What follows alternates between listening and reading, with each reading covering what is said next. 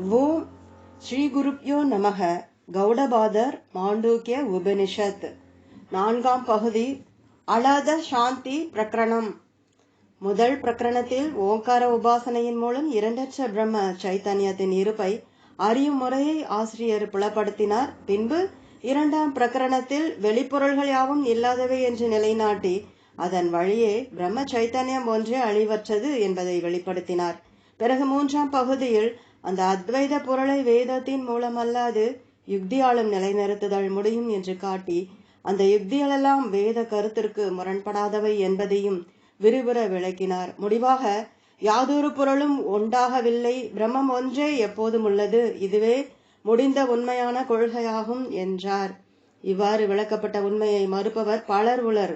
அவர்கள் பிடிவாத நோக்கம் கொண்டவர்கள், வேதத்தை முதன்மையான பிரமாணமாக ஏற்காதவர்கள், ஆத்மா இரண்டற்றது என்ற உண்மை கருத்தை அவர்கள் ஏற்பது இல்லை. அவர்கள் துவைதவாதிகள். அவர்கள் கூறும் முடிவுகள் உண்மையல்ல. அவர்களே தம்முள் ஒருவரோடு ஒருவர் மாறுபட்டு கொண்டுள்ளனர். அவர்களுடைய சாஸ்திரங்கள் துன்பமற்ற இன்பம் தரமாட்டா. ஆகையால் அவர்களுடைய வாத ஜாலங்களால் அறிஞர்களுடைய மயக்கம் ஏற்படாமல் இருத்தல் வேண்டும். அதன் பொருட்டு அவர்கள் கூறும் முடிவுகளில் காணப்படும் தவறுகளை எடுத்து காட்டல் இன்றியமையாதது. அவ்வாறு பிறருடைய தவறான கொள்கைகளை மறுத்து அத்வைத உண்மையை நிலைநிறுத்த ஆசிரியர் விரும்பினார். அதன் பொருட்டு இந்த 4ஆம் பகுதியை தொடங்குகிறார். இப்பகுதிக்கு அலாத சாந்தி என்று பெயர். அலாதம் என்றால் கொல்லிக்கட்டை என்பது பொருள். அதை உபமானமாக காட்டி ஆசிரியர் பிரம்மத்தின் குணங்களற்ற தன்மையை விளக்குகிறார். சாந்தி என்பதற்கு அமைதி என்பது பொருள். பிரம்மம் கொல்லிக்கட்டையை போல் அமைதியுற்றிருப்பதை அறிஞர்கள் அறிந்து அனுபவித்தல் வேண்டும். ஆகையால் இப்பகுதிக்கு அலாத சாந்தி என்று பெயர் வந்தது. இந்த உவமையை பிறகு இப்பகுதியிலேயே ஆசிரியர் 47 முதல் பல ஸ்லோகங்களால் விளக்குகின்றார்.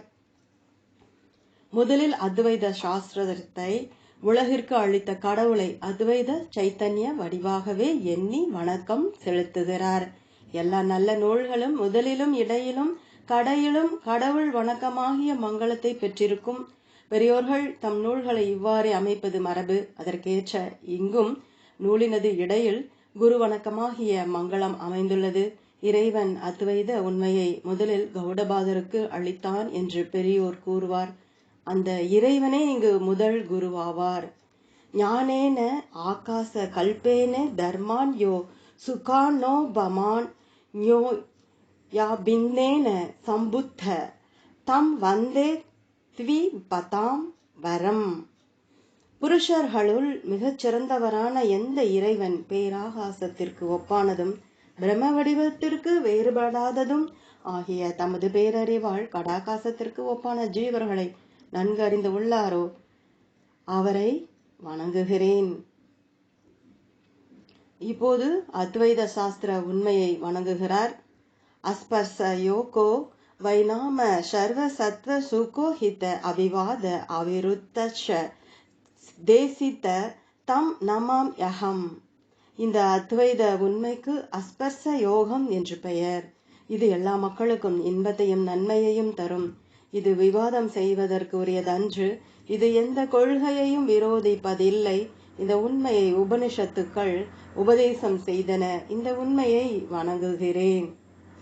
சாங்கியர்களும் தார்க்கிகர்களும் தமக்குள் செய்து கொள்ளும் விவாதத்தை கூறுகிறார். பூதஸ்ய ஜாதிம் இச்சந்தி வாதினஹ கேசி தேவஹி அபூதஸ்ய அபரே தீரா விவந்தந்த பரஸ்பரம். வாதம் புரியும் சில சாங்கியர்கள் இருக்கும் பொருளை பிறக்கிறது என்கின்றனர். பிற அறிஞர்களான தர்க்கிகர்களும் வைசேஷிகர்களும் இல்லாத பொருளுக்கே பிறப்பை கூறுகிறார்கள். இவ்வாறு அவர்கள் விவாதம் செய்து கொண்டு ஒருவரை ஒருவர் வெற்றி கொள்ள விரும்புகின்றனர். இவர்களுடைய விவாதத்தால் வெளிப்படும் உண்மையை கூறுகிறார். பூத்தம் ந ஜாயத்தே கிஞ்சித் அபூத்தம் நைவ ஜாயத்தே விவந்தந்த த்வயா ஹேயவம் அஜாதிம் க்யா பயந்தே தே. இருக்கும் பொருள் ஏன் உண்டாக வேண்டும், அதுதான் இருக்கிறதே, ஆகையால் அது உண்டாகாது என்று தர்க்கிக்கர் சாங்கியர்களை மறுக்கின்றனர். இல்லாத பொருள் எப்படி உண்டாகும், அதுதான் இல்லையே, முயற்கொம்பு உண்டாகுமா, ஆகையால் இல்லாதது உண்டாகாது என்று சாங்கியர் தார்க்கிகரை மறுக்கின்றனர். இவ்வாறு விவாதம் செய்யும் இருவரும் தம்மை அறியாமலேயே எப்பொருளும் உண்டாவதில்லை என்பதை வெளிப்படுத்துகின்றனர். கியாப்யானாம் அஜாத்தின் தை அனுமோதமஹே வயம் விவதாமோ நதை சார்த்தம் அவிவாதம் நிபோதத. துவைதிகளால் வெளியிடப்படும் பிற பெண்மையை நாம் ஏற்றுக்கொள்கிறோம், அவர்களுடன் வாதம் புரியோம்.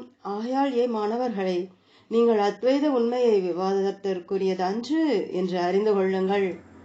துவைதிகளின் மொழிகளை அனுவாதம் செய்து மறுக்கின்றார். அஜாதஷ் ஐவ தர்மஸ்ய ஜாதிம் இச்சந்தி வாதின அஜாத்தோ ஹியம் ருத்தோ தர்ம மத்யதாம் கத மேஷ்யதி ந பவத் யம்ருதம் மத்யம் ந மத்யம் அம்ருதம் ததா பிரக்ருதே அன்யதாபாவ ந கதம்சித் பவிஷ்யதி ஸ்வ பாவேன அம்ருதோ யஸ்ய தர்மோ கச்சதி மத்யதாம் கிருதகேன அம்ருத தஸ்ய கதம் ஸ்தாயதி நிச்சலஹ. மூன்றாம் பிரகரணத்தின் இந்த ஸ்லோகங்கள் இவை வந்துள்ளன. அங்குள்ள பொருளே இங்கும் பொருந்தும். அங்குள்ள பாவ என்ற சொல்லுக்கு பதில் இங்கு தர்ம என்ற சொல் வந்துள்ளது என்றிருக்கும் பொருள் ஒன்றே. சாம் சித்திஹி ஸ்வாபாவிகி சஹஜா அக்ருதாச்ச யா பிரகிருதி சேதி விஞ்ஞேயா ஸ்வபாவம் ந ஜஹாதி யா. இந்த ஸ்லோகத்தில் பிரகிருத்தே அந்யதா பாவ என்று வந்துள்ளது. பிரகிருதி என்ற சொல் சுவபமாகிய இயல்பு என்ற பொருளில் வரும் அந்த பிரகிருத்தியை விளக்குகிறார். ஜீவர்களின் இயல்பினை கூறுகிறார். ஜர மரண நிர்முக்தா சர்வே தர்மா ஸ்வபாவத் ஜரா மரணம் இச்சந்த வந்தே தன்ம நீஷயா. எல்லா ஜீவாத்மாக்களும் இயல்பாகவே மூப்பும் மரணமும் இல்லாதவர்கள். ஆனால் அறிவற்ற மக்கள் தம்முடைய ஆத்மாவுக்கு மூப்பும் மரணமும் உண்டு என்று உறுதி கொண்டவராய் பிறப்பு இறப்புகளின் எண்ணங்களால் தம் இயல்பிலிருந்து பிறழ்கின்றனர்.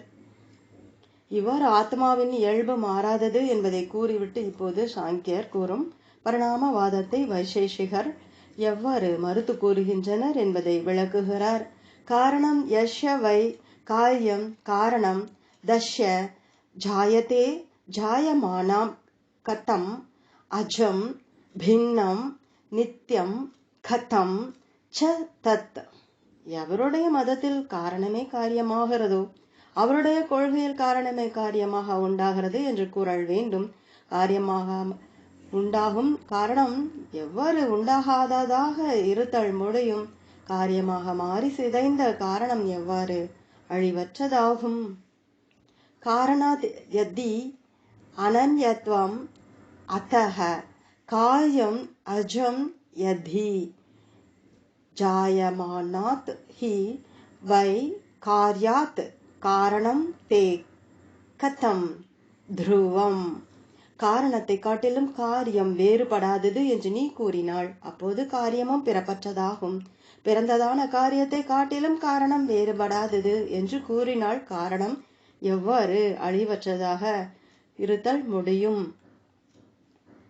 இதுவும் வைசேஷர்களின் மறுப்புரையாகும். அஜாத்துவை ஜாயத்தே யஸ்ய திருஷ்டாந்த தஸ்ய நாஸ்தி வை ஜாதாஷ்ச ஜாயமானஸ்ய ந வியவஸ்தா பிரசஜ்ஜதே.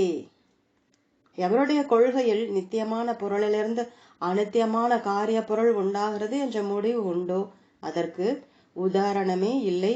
அநித்தியமான பிறக்கும் பொருளில் இருந்து காரிய பொருள் உண்டாகிறது என்று கூறினால் அதற்கு முடிவில்லாமை என்ற குற்றம் வரும். இவ்வாறு வைசேஷிகர் கூறும் மறுப்புரையால் நித்தியமான பொருளிடமிருந்தும் அநித்தியமான பொருளினிடமிருந்தும் எப்பொருளும் உண்டாவதில்லை என்ற கருத்து பெறப்பட்டது. இப்போது பிறர் கூறும் சம்சாரம் அனாதி என்ற கொள்கையை மறுத்து அதுவே உண்மையற்றது என்று நிலைநாட்ட தொடங்குகிறார். ஹேதோ ஆதி फलम येषाम आदि हेतु फलस्य च हेतो फलस्य च अनादि कथम தை உபவர்ணஷ்டே. துவைதிகள் உடல்கள் புண்ணிய பாப கர்மங்களுக்கு காரணம் என்கின்றனர். புண்ணிய பாப கர்மங்கள் உடலுக்கு காரணம் என்கின்றனர். இவ்வாறு கூறும் அவர்கள் புண்ணிய பாபங்களும் உடல்களும் அனாதியானவை என்று கூறுவது எவ்வாறு பொருந்தும்? சென்ற ஸ்லோகத்தில் சம்சாரம் அனாதியானது என்ற முடிவு தவறு என்று ஆசிரியர் கூறினார். இப்போது ஹேதுவிற்கும் பலத்திற்கும் காரிய காரண தொடர்பை பொருத்தமற்றது என்கிறார். ஹேது நல்வினை தீவினைகள், பலம் உடல்கள்.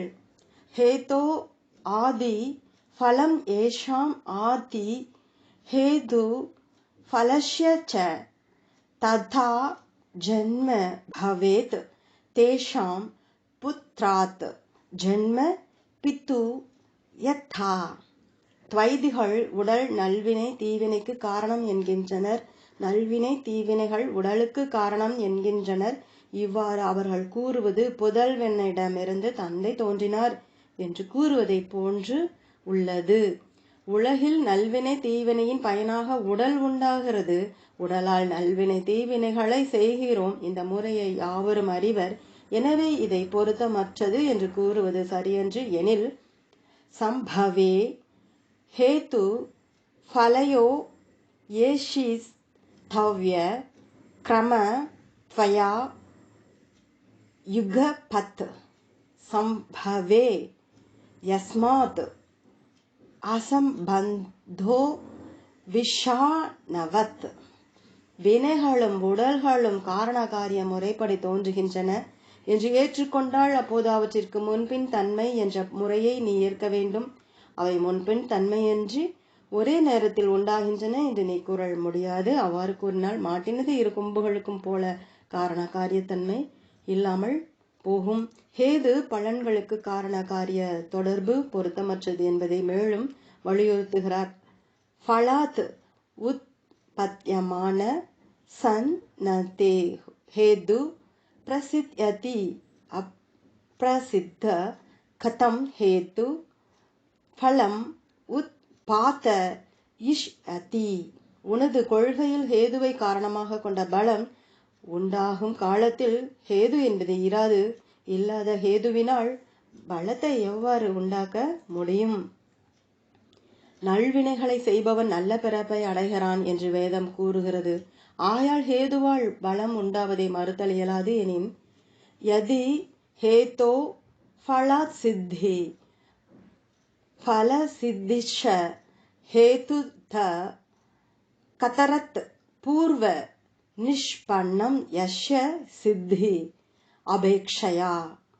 வினைகளால் உடல் உண்டாகிறது. உடலால் வினைகள் தோன்றுகின்றன என்று வேதம் கூறினாலும் அவற்றுள் எது முன்னால் உள்ளது எது பின்னால் உள்ளது? காரியத்தின் பிறப்பு பின்னால் இருக்க வேண்டும். இதை சொல். அசக்தி அபரிஞானம் கிரமகோபோ धवा पुनः एवं ही सर्वदा बुद्धैः अजातिः परिदीपिता. ஹேது பலன்களுக்கு முன்பின் தன்மையை நிலைநிறுத்த முடியாமல் இருப்பது திறமின்மையே ஆகும். உண்மையை அறியாமல் இருப்பது இதற்கு காரணம். அல்லது அவற்றிற்கு காரண காரிய தொடர்பை கூறினால் முன்பின் தன்மையோடுள்ள காரண காரிய முறைக்கு கேடு வரும். இவ்வாறாக இருப்பதால் அறிவாளிகளான துவைதிகளால் எதுவும் உண்டாகவில்லை என்று உண்மையை தம்மை அறியாமல் வெளியிடப்பட்டது. வினைகளாகிய ஹேதுவால் உடல்களாகிய பலங்கள் உண்டாகின்றன என்று கூறும் துவைதிகளின் கருத்தை புரிந்து கொள்ளாமலேயே அவற்றிற்கு உம்மால் மறுப்புகள் வழங்கப்பட்டன. அவற்றிற்குள்ள காரண காரிய முறை மரத்திற்கும் விதைக்கும் உள்ள காரிய காரண முறை போன்றது. ஒரு விதையிலிருந்து முளை தோன்றுகிறது. அந்த முளை வளர்ந்த பின் அதிலிருந்து வேறொரு விதை தோன்றுகிறது. பிறகு அதிலிருந்து வேறொரு முளையும் பிறகு அதிலிருந்து வேறொரு விதையும் தோன்றுகின்றன. இவ்வாறு அனாதியாக தோன்றி முடிவின்றி அவை உள்ளன. அதற்கு பீஜாங்குரயாயம் என்று பெயர். இல்லாத விதையிலிருந்து முளை தோன்றுகிறது என்றும் இல்லாத முளையிலிருந்து விதை தோன்றுகிறது என்றும் அவர்கள் கூறவில்லை. இந்த முறையில் ஹேது பழங்களுக்கு காரண காரிய தொடர்பு உண்டு. ஆகையால் நீங்கள் இதுகாரம் கூறிய மறுப்பறை பொருத்தமற்றது. எனில் பீஜாங்குராக்கியோ திருஷ்டாந்த சதா சாத்தியச மோஹி न हि साध्यत समूहेदु सिद्धौ सात्यस्य யுஜ்யதே. விதையும் முளையும் போல என்ற உதாகரணம் ஹேதுவும் பலமுமாகிய பொருளை போன்றதே ஆகும். நிரூபணம் செய்யப்பட வேண்டிய பொருளுக்கு சமமான எடுத்துக்காட்டு எடுத்துக்கொண்ட பொருளை நிரூபணம் செய்வதற்கு ஏற்றதன்று.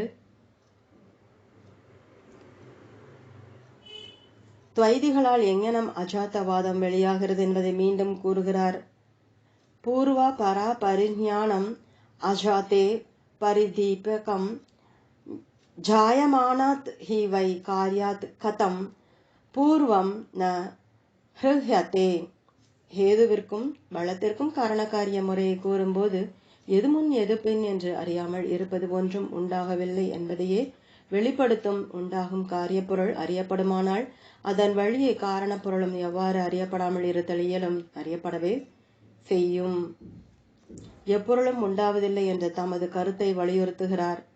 ஸ்வதோ வா பரதோ வாபி ந கிஞ்சித் வஸ்து ஜாயதே சதசத் சதசத் வாபி ந கிஞ்சித் வஸ்து ஜாயதே. எப்பொருளும் தன்னிடமிருந்தோ பிற பொருளினிடமிருந்தோ விரண்டனிடமிருந்தோ உண்டாவதில்லை.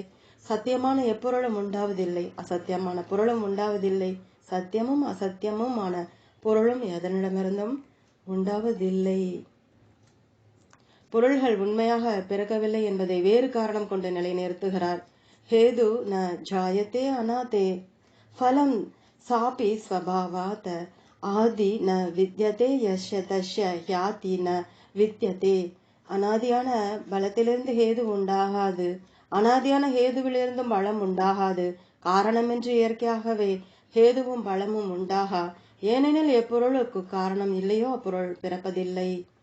இனி இருவகையான விஞ்ஞானவாதிகளின் முரண்பட்ட கொள்கைகளை விளக்கி அவற்றால் அஜாதவாதமே வெளியாகிறது என்பதை கூற தொடங்குகிறார்.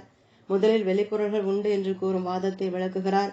பிரஜ்ஞப்தே சமிநித்தத்துவம் அன்யதா த்வய நாசத சம்க்லேஷஸ்ய உபலப்ததேஷ பரதந்திராஸ்தித மதா. அறிவு என்பது காரணமாகிய வெளி விஷயத்தோடு கூடியது. அந்த விஷயம் இல்லையானால் அறிவில் பல வகை உண்டு என்பது இல்லாமல் போகும். நெருப்பினால் துன்பம் ஏற்படுகிறது, ஆகையால் வெளிப்பொருள் இருக்கிறது என்று பிற நூல்களில் கூறப்படும் முடிவு ஏற்றுக்கொள்ளத்தக்கது.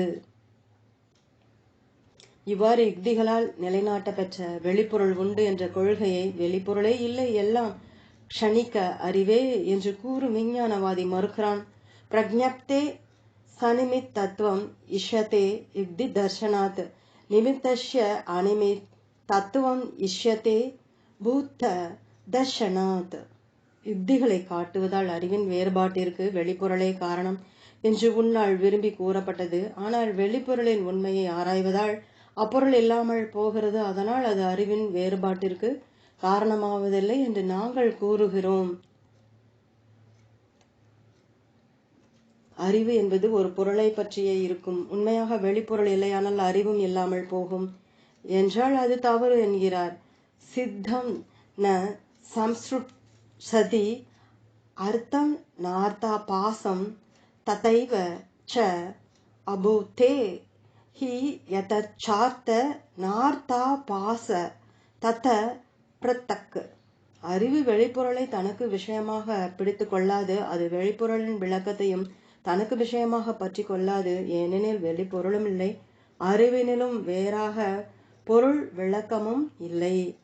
வெளிப்பொருளாகிய குடம் இல்லாமையால் அறிவு வெளிப்பொருளாகிய குடத்தை விஷயமாக கொள்ளவில்லை என்றால் குடம் இல்லாமல் இருக்கும்போது குடம் போல தோன்றுவது மயக்க அறிவே ஆகும். மயக்க அறிவு என்பது மயக்கமில்லாத அறிவை முன்னோடியாக பெற்றிருக்க வேண்டும். வேறு இடத்தில் உண்மையான பாம்பை பார்த்து இருப்பவன் தான் கயிற்றில் பாம்பை பார்த்து மயங்குவான். வேறிடத்தில் உண்மையான பாம்பை பார்த்தறியாதவன் கயிற்றை பார்த்து பாம்பு என்று எண்ணமாட்டான். உண்மையான பாம்பறிவே பொய்யான பாம்பறிவிற்கு காரணமாகும். அதுபோல இங்கும் குடம் இல்லாத போது குடம் தோன்றுவது மயக்கம். இது உண்டாவதற்கு வேறு எந்த இடத்திலாவது உண்மையான குடம் காணப்பட்டிருக்க வேண்டுவது அவசியம். வேறு எந்த இடத்திலும் வெளிப்பொருளே இல்லை, ஆதலால் உண்மையான குடமே இல்லை. உண்மையான குட அறிவுதான் பொய்யான குட அறிவுக்கு காரணம். உண்மையான குட அறிவு இல்லாமையால் குடமில்லாத இடத்தில் தோன்றும் மயக்க அறிவும் ஏற்பட வாய்ப்பு இல்லை எனவே வெளிப்பொருளாகிய குடமில்லாமலேயே குட விஷயகமான ஷணிக அறிவு தோன்றுவது எப்படி எனில், நிமித்தம் ந சது சித்தம் சம்ஸ்ரு சதி அத்வஷு த்ரிஷு அனிமித்தோ விபர்யாஷ கதம் தஷ்ய பவிஷ்யதி. ஷணிக அறிவு 3 காலங்களிலும் எப்போதும் வெளிப்பொருள்களை பற்றுவதில்லை. ஆகையால் விபர்யாசம் எனப்படும் மயக்க அறிவு காரணமற்றதாக உள்ளது. காரணமில்லாத அந்த மயக்கம் எப்படி ஷணிக அறிவுக்கு உண்டாகும்? விபர்யாசமே உண்டாகாது. இவ்வாறு வெளிப்பொருள் இருக்கிறது என்ற கொள்கையை வெளிப்பொருள் இல்லை என்று கூறும் வாதிகளை கொண்டு மறுக்கும்படி செய்த ஆசிரியர் இப்போது அந்த வாதிகளின் கொள்கையான ஷணிக விஞ்ஞானத்தையும் அவர்கள் மேற்கொண்ட யுக்தியாகிய காரணத்தை வைத்துக் கொண்டே மறுத்து கூறுகிறார். தஸ்மாத் ந ஜாயத்தே சித்தம் சித்தத் ருச்சியம் ந ஜாயத்தே தஷ்ய பஷ்யதி ஏ ஜாதிம் கே வை பஷ்யந்தி தே கதம். விஞ்ஞானவாதிகள் கூறும் அக்காரணத்தாலேயே விஞ்ஞானம் உண்டாகவில்லை, விஞ்ஞானம் விளக்கும் பொருளும் உண்டாவதில்லை என்கிறோம். யார் யார் இவற்றிற்கு பிறப்பு உண்டு என்று அறிகின்றனரோ அவர்கள் வானத்தில் பறக்கும் பறவைகளின் அடிச்சுவடுகளையும் பார்க்கிறார்கள். இவ்வாறு பிறர் கொள்கைகளை மறுத்த பிறகு பிறப்பற்ற பிரம்ம சைத்தன்ய நிலையை மறுபடி கூறுகிறார். அஜாத்தாம் ஜாயத்தே யஸ்மாத் அஜாதி பிரகிருதி ஸ்தத பிரகிருத்தே அன்யதா பாவ ந கதம் சித் பவிஷ்யதி. துவைதுகள் பிறப்பற்ற சைத்தன்யம் உண்டாகிறது என்று எதனால் கூறுகின்றனரோ அதனாலேயே அதற்கு பிறப்பின்மை என்பது இயல்பு என அறியலாம். அந்த இயல்புக்கு மாறுபாடு என்பது எந்த வகையிலும் ஏற்படாது. எனவே சைத்தன்யம் பிறக்கவில்லை. ஆத்மாவிற்கு பந்தமும் இல்லை மோஷமும் இல்லை என்பதை கூறுகிறார். அநாதே அந்தவத்வம் ச சம்சாரஸ்ய ந சேதிஷ்யதி அனந்ததா சாதி மத மோக்ஷஸ்ய ந பவிஷ்யதி. அனாதியான சம்சார வாழ்விற்கு அழிவு ஏற்படுகிறது என்பது பொருந்தாது. உண்டான மோஷத்திற்கு அழிவின்மை என்பது ஏற்படாது. புத்தி என்பது ஒரு பொய்ப்பொருளே ஆகும். ஆதலால் அதனுடைய தர்மமான பந்தமும் மோட்சமும் பொய்ப்பொருளாகும் என்பதை காட்டி விளக்குகிறார். ஆதவ் அன்னே ச யத் நாஸ்தி வர்தமானேபி தத் ததா விதைத்தை திருஷ்சா சந்த அவிததா இவ லக்ஷிதா. காணல் நீர் முதலிய பொருள்கள் முதலிலும் இல்லை, இறுதியிலும் இல்லை, அதனால் நிகழ்காலத்திலும் இல்லை. அவை பொய்யானவையே ஆகும். ஆனால் விவேகமற்றவருக்கு உண்மை போல் தோன்றுகின்றன. இவற்றை போன்றே பந்தமும் மோட்சமும் இல்லாதவை எனினும் விவேகமற்றவருக்கு இருப்பவை போல் தோன்றுகின்றன. காணல் நீர் பருகுவதற்கும் நீராடுவதற்கும் பயன்படாது. பந்தம் துன்பம் தருகிறது, மோட்சமோ இன்பம் தர பயன்படுகிறது. ஆகையால் அவற்றை காணல் நீருக்கு சமமாக சொல்வது எவ்வாறு பொருந்தும் எனில், ஸ்ரப்ர யோஜனத்தே தேசாம் ஸ்வப்னே விப்ரதி பத்யத்தே தஸ்மாத் ஆத்யந்தவத்வேன மித்யைவ கலு தே ஸ்மிருதா. அந்த மோட்சம் முதலியவற்றின் பயன் கனவில் இல்லாமல் போகிறது. ஆகையால் அவைகள் பிறப்பும் இறப்பும் உடையவர்களாக இருப்பதால் பொய்யானவை என்று பெரியோர்களால் எண்ணப்படுகின்றன.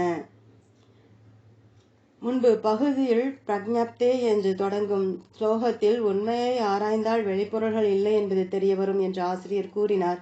அக்கருத்திய வேறு வேறான வகையில் கனவு பொருளை எடுத்துக்காட்டாக கொண்டு இனிவரும் 12 ஸ்லோகங்களால் விளக்க தொடங்குகிறார். கனவிலிருந்து விழித்தவன் கனவை பொய் என்று உறுதியாக நினைப்பது போல சம்சார விழிப்பிலிருந்து நீங்கி மெய்யறிவு பெற்றவன் விழிப்பு நிலை பொருளை பொய் என்று உறுதியாக அறிவான் என்ற முறையில் ஆசிரியர் விளக்குகிறார். எக்காரணத்தில் கனவு பொய்யாகுமோ அக்காரணத்தாலேயே நனவும் பொய்யாகும் என்று கருதி கூறுகிறார். சர்வே தர்மா மிருஷா ஸ்வப்னே காயஸ்யாந்த நிதர்ச்சனாத் சம்வ்ருத்தே ஸ்மின் பிரதேச்சே வை பூதானாம் தர்ஷனாம் குத்தஹ.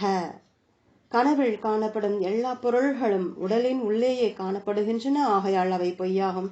மேலும் மிகவும் சுருங்கி இருப்பதற்குரிய தகுதியற்ற இடத்தில் உள்ள பொருள்களின் காட்சி எவ்வாறு உண்மையாக இருத்தல் முடியும்? கனவில் உடலுக்கு வெளியே செல்வது இல்லை என்கிறார். ந யுத்தம் தர்சனம் கத்வா காலஸ்ய அநியமாத் கௌதௌ பிரதிபுத்தஸ்ய வை சர்வ தஸ்மின் தேசே ந பஷ்யதி. கனவில் பிரயாணம் செய்வதற்குரிய போதிய காலமில்லை. ஆகையால் பல இடங்களுக்கு சென்று பலவற்றை பார்ப்பது என்பது பொருத்தமற்றது. மேலும் பிறவிடங்களில் விழித்து கொண்ட யாவரும் அந்த இடங்களை பார்ப்பதும் இல்லை. கனவும் நனவும் சமமே என்பதை மற்றொரு யுக்தியால் விளக்குகிறார். மித்ராஷ்யை சக மந்திராய சம்புத்தோ ந பிரபத்யதே ஹிருஹிதம் சாபியத் கிஞ்சித் பிரதிபுத்தோ ந பஷ்யதி. கனவு காண்பவன் தன்னுடைய நண்பர்களுடன் பலவற்றை ஆலோசனை செய்து உரையாடுகிறான். பிறகு விழித்த பின் அவற்றை பொய் என எண்ணி மேற்கொள்வதில்லை. மேலும் அவன் கனவில் செல்வம் முதலியவற்றை பெற்றவனாய் காண்கிறான். விழித்து கொண்ட பின் அவற்றை காண்பதில்லை. ஆதலால் கனவு பொருள் பொய்யே ஆகும். இதுவும் அது ஸ்வப்னே ச அவஸ்துக காய பிரதக் அன்யஸ்ய தர்ஷனாத் யதா காய ததா சர்வம் சித்தத்ருஷ்யம் அவஸ்துகம். கனவில் பல இடங்களுக்கு செல்லும் உடல் உண்மையற்றது. ஏனெனில் உறங்குமிடத்தில் கனவு காண்பவனின் உடல் படுத்திருக்கிறது. ஆதலால் கனவு உடல் பொய். எவ்வாறு அவ்வுடல் பொய்யோ அவ்வாறே மனதால் காணப்படும் யாவும் பொய்யாகும். கனவில் காணப்படும் பொருள்களை பற்றிய அறிவு கனவு காண்பவனுக்கு மட்டுமே சிறப்பாக இருக்கும், மற்றவருக்கு இராது. ஆகையால் அந்த அறிவு யாவருக்கும் பொதுவன்று. நனவிலோ அவ்வாறு இல்லை. காணப்படும் பொருளை பற்றிய அறிவு யாவருக்கும் பொதுவாகும். விழிப்பில் இது மாடு இது மழை என்ற அறிவு யாவருக்கும் பொதுவாக இருக்குமே அன்றி ஒருவனுக்கு மட்டும் சிறப்பாக இராது. ஆகையால் கனவும் நனவும் எவ்வாறு சமமாகும் என்றால், கிரகணாத் ஜாக்கிரதவத் தத் ஹேது ஸ்வப்ன இஷ்யதே தத் ஹேது வாத் தஸ்யைவ சத் ஜாக்கிரதம் இஷ்யதே. கனவு காட்சியானது விழிப்பு நிலை காட்சி போல உணரப்படுகிறது. அதனால் கனவு காட்சிக்கு விழிப்பு நிலை காட்சி காரணமாக உள்ளது என்று கொள்வது தகும். அவ்வாறு அது காரணமாக இருப்பதாலேயே அந்த விழிப்பு நிலை காட்சியும் அதை காண்பவனுக்கே சிறப்பாக உள்ளது, மற்றவருக்கும் அவனுக்கும் பொதுவாக இல்லை என்பதை அறிதல் வேண்டும். கனவிற்கு நனவு காரணமாக இருப்பினும் நனவு கனவை போல பொய்யன்று. கனவு மிகச்சிறிய கால அளவுடையது, நனவு நீண்ட காலம் நிலையாக இருப்பது ஆகும் எனில் அது தவறு என்கிறார். உத்பாதஸ்ய அப்ரசித்தத்வாத் அஜம் சர்வம் உதாஹ்ருதம் நச்ச பூதாத் அபூதஸ்ய சம்பவோஸ்தி கதஞ்சன. வேதத்தில் உண்மையான பிறப்பு என்பது சொல்லப்படவில்லை. ஆகையால் வேதம் எல்லாமும் பிறப்பற்ற பிரமே என்று கூறிற்று. உண்மையாக இருக்கும் பொருளிலிருந்து இல்லாத பொருள் எவ்வகையாகவும் உண்டாகாது. ஐயா, நீங்கள்தான் இதற்கு முன் கனவானது நனவின் காரியமாக உள்ளது என்று கூறினீர்கள். இப்போது மாறுபட கூறுகின்றீர்கள். இதற்கு முரண்பாடு எவ்வாறு பொருந்தும் எனில், அசத் ஜாக்கிரதே திருஷ்வா ஸ்வப்னே பஷ்யதி தன்மய அசத் ஸ்வப்னே நிபி திருஷ்வா ச பிரதிபுத்தோ ந பஷ்யதி. ஒருவன் விழிப்பில் உண்மையாக இல்லாத ஒரு பொருளை பார்த்துவிட்டு பிறகு அதே எண்ணமுடையவனாகி கனவிலும் விழிப்பிலும் பார்த்த பொருளை போன்றே பார்க்கிறான். சில சமயம் விழிப்பில் பார்த்தவற்றையும் கனவில் பார்ப்பதில்லை. அவ்வாறே கனவிலும் உண்மையாக இல்லாத பொருளை பார்த்துவிட்டு பிறகு விழித்து கொண்டு அதை பார்ப்பதில்லை. உண்மையை ஆராய்ந்தால் எந்த பொருளுக்கும் காரண காரிய முறை பொருந்தாது என்கிறார். நாஸ்தி அசத் ஹேத்துக்கம் அசத் அசத் ஹேத்துக்கம் ததா சச்ச சத் ஹேத்துக்கம் நாஸ்தி சத் ஹேத்துக்கம் அசத் குத்த. இல்லாத பொருளுக்கு காரணமாக இல்லாத பொருள் இருப்பதில்லை, இருக்கும் பொருளுக்கு காரணமாக இல்லாத பொருள் இருப்பதும் இல்லை. இருக்கும் பொருளுக்கு காரணமாக இருக்கும் பொருள் இருப்பதும் இல்லை, இருக்கும் பொருள் இல்லாத பொருளுக்கு காரணமாக இருப்பதும் இல்லை. விழிப்பிற்கும் கனவிற்கும் காரண காரிய முறை பொருத்தமற்றது என்பதை வேறு வகையால் விளக்குகிறார். விபர்ஷியா சாத் யதா ஜாக்ரத சிந்த்யான் பூத்தவத் ஸ்வ ஸ்ப்ருச்சேத் ததா ஸ்வப்னே விபர்யாசாத் தர்மான் தத்ரைவ பஷ்யதி.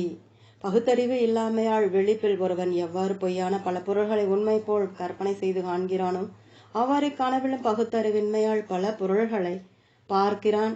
பிரம்ம சூத்திரம், உபனிஷத் முதலியவைகள் பிரம்மத்தினிடம் இருந்து உலகங்கள் தோன்றின என்று கூறுகின்றன. ஒன்றுமே உண்டாகவில்லை என்று நீங்கள் கூறுவது எவ்வாறு பொருந்தும் எனில், உபலம் பாத் சமாச்சாராத் அஸ்தி வஸ்துத்வ வாத்தினாம் ஜாதிஷ்டு தேசிதா வத்தை அஜாத்தே த்ரஷதாம் சத்ஹா. பொருள்களை அறிவதனாலும் அவரவருக்குரிய கடமைகளை செய்வதனாலும் உலக பொருள்கள் உண்மையாக உள்ளன என்று சிலர் உறுதி கொண்டு வாதம் செய்வர். அவர்கள் பிறப்பற்ற ஆத்மாவை ஏற்றுக்கொள்ள அஞ்சுவர். அவர்களின் பொருட்டு சான்றோர்களாலும் வேதத்தாலும் பிறப்பு உண்டு என்ற கொள்கை வெளியிடப்பட்டது. இவ்வாறு நற்செயல்களை புரிபவருக்கும் நன்மைகளை உண்டாகும் என்கிறார். அஜாத்தே த்ரஷதாம் தேஷாம் உபலம் பாத் வியந்தி ஏ ஜாதி தோஷா ந சேத்ஸ்யந்தி தோஷாபி அல்போ பவிஷ்யதி. எவர்கள் இவ்வாறான அறிவாள் ஆத்மாவை தவிர வேறு பொருளும் உண்டு என்று அறிகிறார்களோ அந்த ஆத்மாவிடம் பயம் கொண்ட நல்லவர்களுக்கு பிறப்பு உண்டு என்ற மயக்கத்தால் ஏற்படும் குற்றங்கள் அதிகமாக மிகவும் குறைவாக உண்டு. உலக பொருள்கள் அறியப்படுகின்றன, அவைகளை பின்பற்றி பல செயல்களும் நடைபெறுகின்றன. ஆகையால் அவைகள் சத்தியமான பொருள்களே ஆகும் எனில் அது தவறு என்கிறார்.